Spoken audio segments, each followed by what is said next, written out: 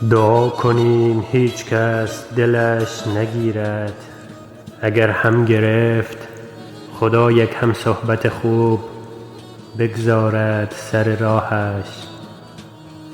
دعا کنیم هیچ کداممان اشکی از چشمانش نیاید، اگر هم آمد از خوشحالی باشد.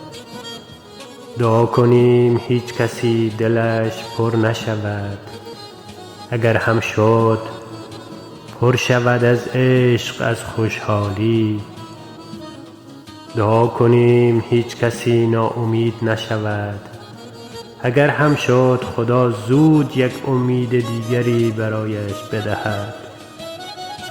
دعا کنیم هر کسی هر چی در دلش هست به آن برسد.